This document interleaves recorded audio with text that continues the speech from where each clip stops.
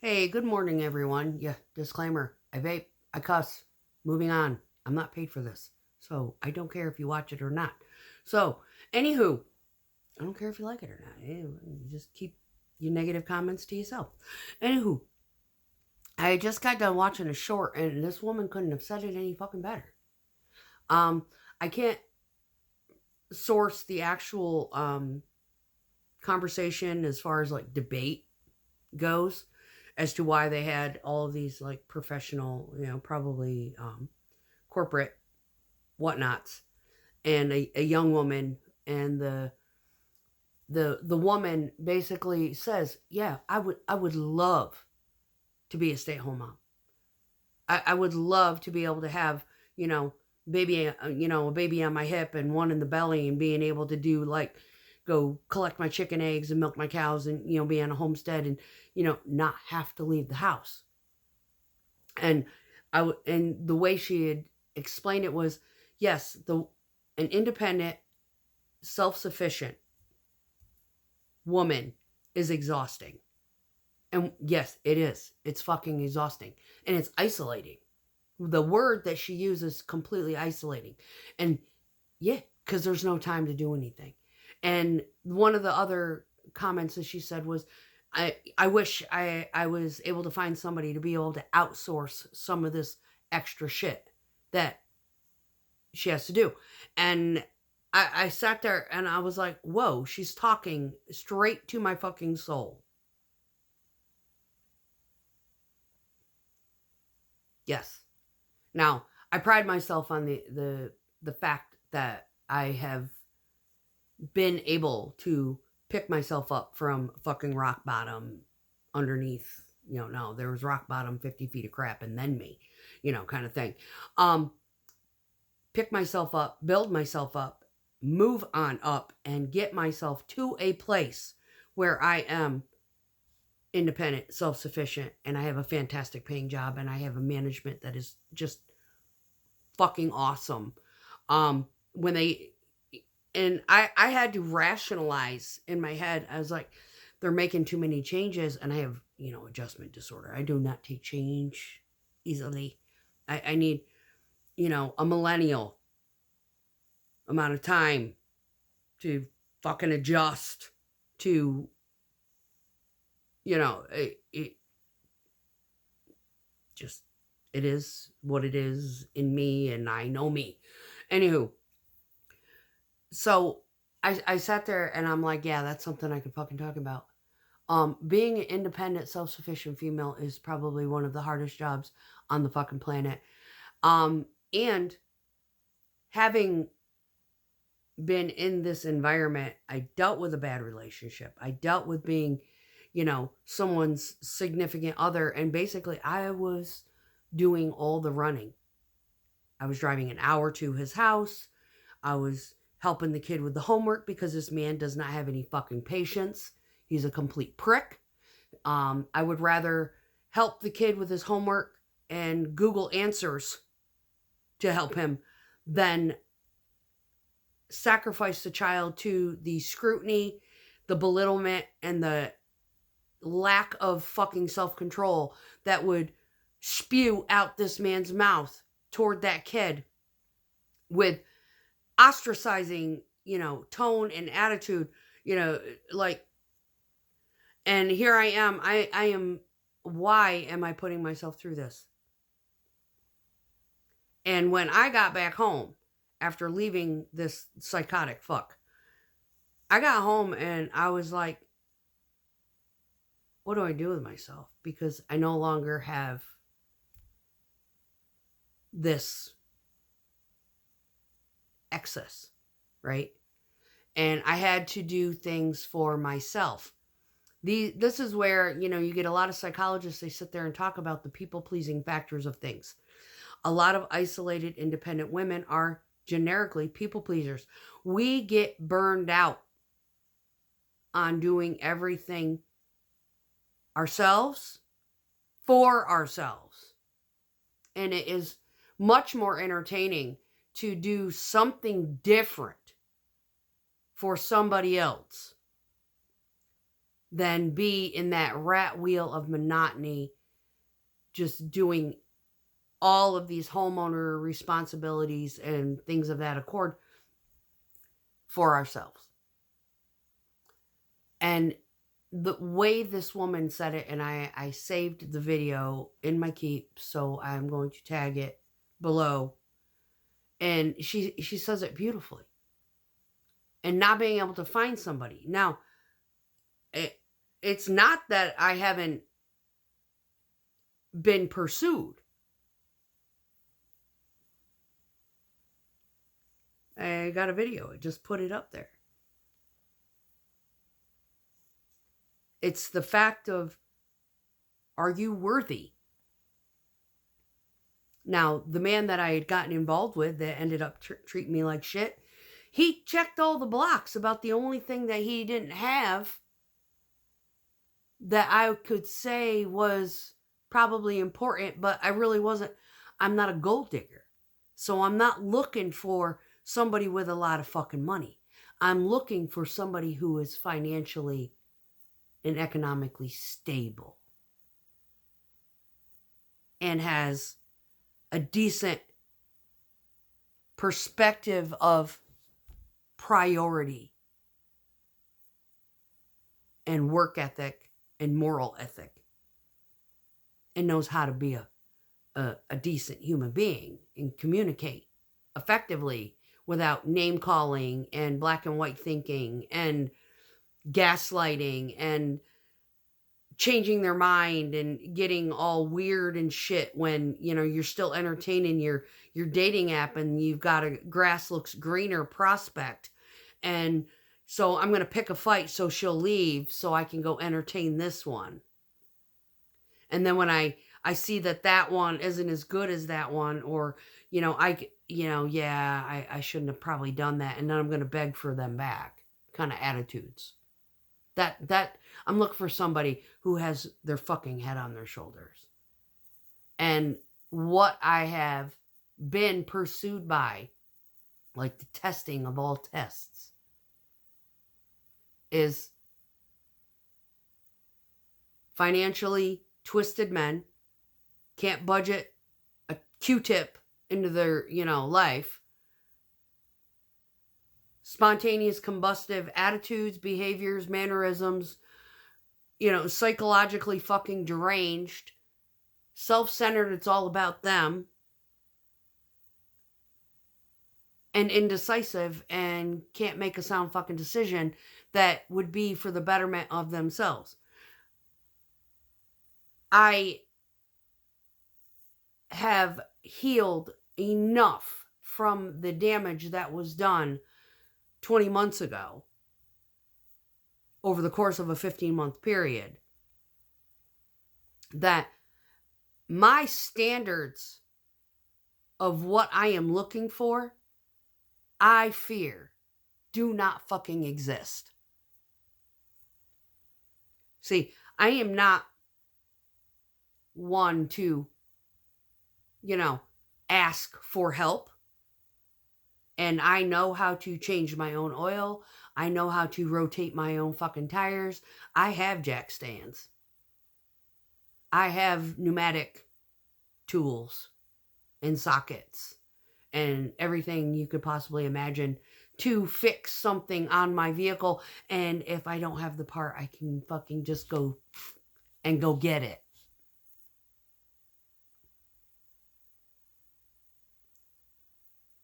Even, I'm not expecting, like, men expect women to do wifey things when they're in the girlfriend range. But I have yet, I had one friend. He was trying to pursue me. He came by one time, and I was like, if you think that all of this effort after I have already told you, I'm not really interested like that, I'm not healed, and they don't fucking get it. Well, now I'm healed. Now I'm taking job applications. However, If you don't have your shit together, do not fucking apply. Because I'm not taking a freeloader.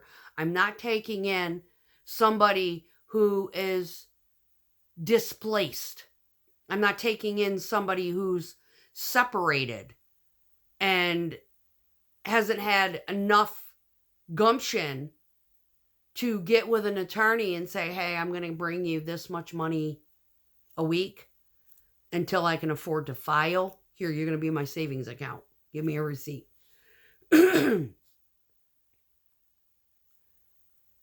And know that they're displaced and then go buy a fucking pet that is a responsibility. It's like becoming a single fucking parent. No. Are you secure? I have met one person over the course of this 20 months who has any fucking sense at all. And because I was not ready then, he just, he was kind of smothering me. And I kind of like, dude. And I didn't ghost him. It was just like, he said, I took care of stuff and, thank you. And then he was kind of waiting for me to reach out to him. He knew that I had surgery. He is such a nice guy. He was calling me about every other day. Hey, you want me to come get you lunch? I know you don't eat. But I was just seeing, do you need something? He works in the company that's like literally next door to mine. He was putting in a lot more intention than this nut job. And this is just, we basically said we friend zoning until I get my head out of my butt. Because I was not ready to get involved. And I had to explain it to him. I said, my heart is not in it. It's not fear. It's, I need to fix my emotions. I am not going to jump into any kind of involvement until my heart is healed and my head is healed. And he respected that. And he's still, every now and then call, hey, you doing okay? Yep, I'm doing great. Good. Maybe like this spring, now he's worried because my knee is all fucked up, right? So he's like, when are we going to ride again? I said, when this fucker is healed, I'm going to be calling. Basically, I'll be calling you. Because I'm not going out riding alone. Until this thing, I'm certain it's going to be okay.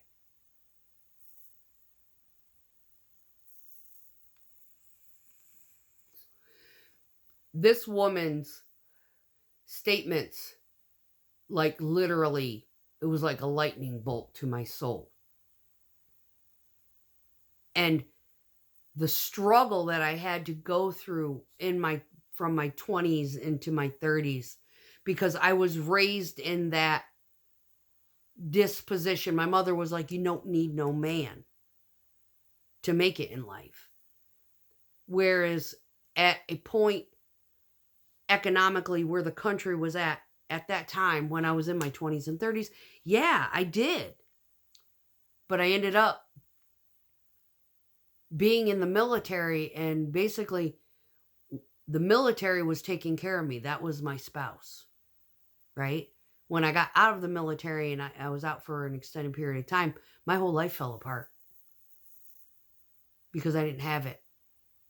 That backup, that help. And it was extremely, extremely, extremely frustrating and depressing and isolating. And that was the word that she used, was isolating.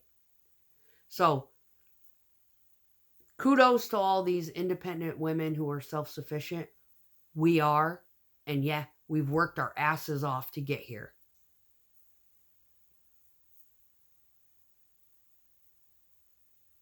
But, what is that phrase? It may look good and shiny on the outside, but inside, it's a hot mess.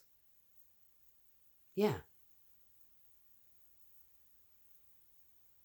When we get home, we're like, all of these responsibilities that we have to take care of by ourselves become exhausting and mentally overwhelming. And not criticizing all men, but the majority that pursue me are not pursuing me because they want to be a team player. They're pursuing me because I have what they need. They need me. And I'm not looking for someone that needs me. Now, the individual that called every other day, he doesn't need me.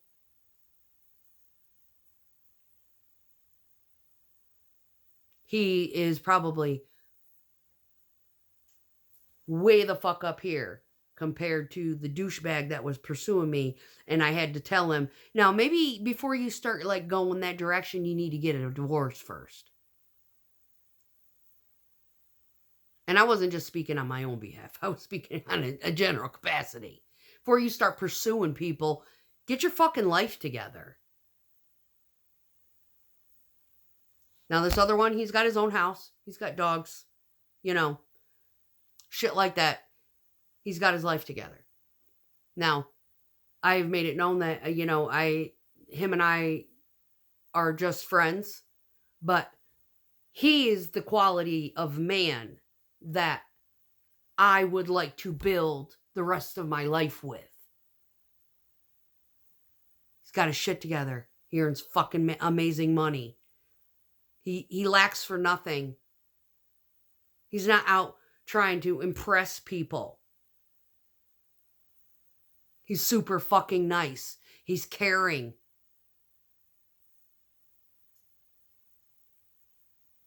And if I asked him, if I called him today and say, hey, what are you doing? Oh, nothing. I'm going to be doing that. Hey, can you stop by later? I need some help with something. He would drive down here. And I would probably pay him with cash, because nobody does anything for me for free.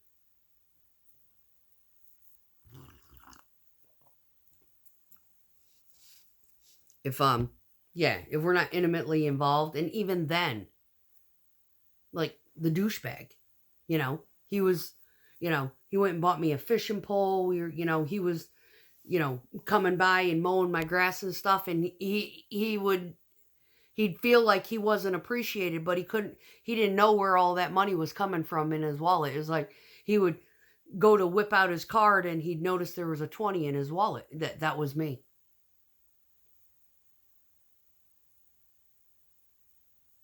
All the times that the kid had some sort of school function, he never asked his dad, he asked me. That kind of stuff. Buying extra groceries to kind of appease the kid. And so we could eat healthier. That was me. That was how I showed the appreciation for him going above and beyond. We weren't married, but he had his yard to do, and he was doing mine too. But he didn't look at it that way. He thought that I wasn't appreciating what he was doing, even though I was paying it forward in other ways. You see, it's like one hand washes the other. I was doing wifey things for a man who had literally, quite literally, used me for what I was giving and put me in a status of placeholder. Now, his ambition to help me with my stuff at my house that I was still paying a mortgage on and everything, even though I kind of relocated with him. Yeah, it was almost like pulling teeth. He wasn't willingly just doing it. I did my own oil change in his driveway. He didn't do it.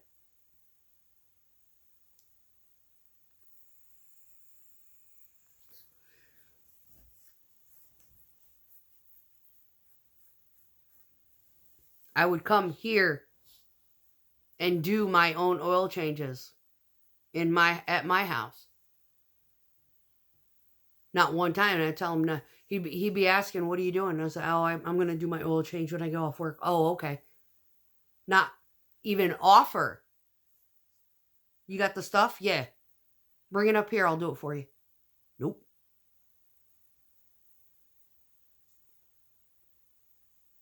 See, just because I can do it doesn't mean that I should be doing it.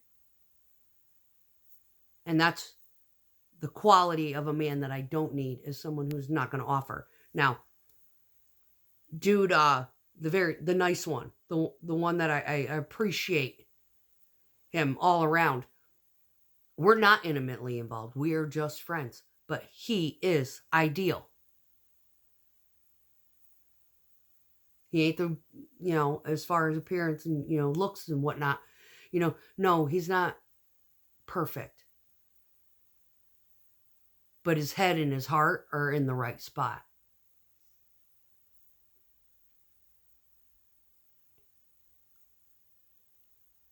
After you've been abused, you're looking for something that is almost similar to all of the trauma that you dealt with. And you have to heal out of it. Now, I had met him, this good one, in the thick of my trauma. I think I actually talked about him. I was on the phone with him when douche reverse hoovered me. And he was like, man, dude, that was so weird, right? That guy. Yeah. We still talk to this day. Now, he was interested, and I said, I'm not ready yet. He respected it. He came and helped me when I was getting my roof put on. I had to clean up my yard. He came and helped me get it so I could get my roof put on. No charge, no, tit for tat shit. Just came, you got a lot on your plate. Yeah, I'm overwhelmed, dude. So he helped me with that. But he had come by on his bike, and I was like, I got to do an oil change. He raced to get there. I bet you anything he would have done it. He's like, I don't know how to do them on these, but, what? Someday I'll learn, and that way you don't have to do it, I'll do it. He offered to learn how to do them on my machine. Yeah, if I told him right now my truck needed an oil change, he'd come over and do it for me. No questions asked. But the principle is, the person that I had to, literally, he was like asking why and like almost like begging me to rethink this perception of him. Yeah, he's not quality. He's got every aspect of red flag that you can think of. Whereas this other guy, he's walking green flags. Fantastic man. But not ready. And I even told the douchebag that is a walking red flag. I'm emotionally not ready. I see the quality in the green flag guy. I do. And if he should find someone, congratulations, girl, you've got a good one. I am not going to feel as though I lost out on anything, because I need to take care of me first. And me being in a traumatized, self-sufficient, independent woman with a lot of fucking responsibilities that isolates me from the fucking world, and I have to take care of stuff. No, I'm not going to be heartbroken if he comes across somebody who is ready and appreciates the green in him, because he's awesome. This one that I had ghosted last Thursday, he ain't worth a shit. Yeah, he comes to work, works his ass off, but everything else about him, nope. So, choose wisely, and do not think for 1 second that just because I am an independent female, having gone through trauma, that I am just dying to have somebody to pick up all the slack. I've gotten used to this. It gets done when it gets done. Peace out, y'all.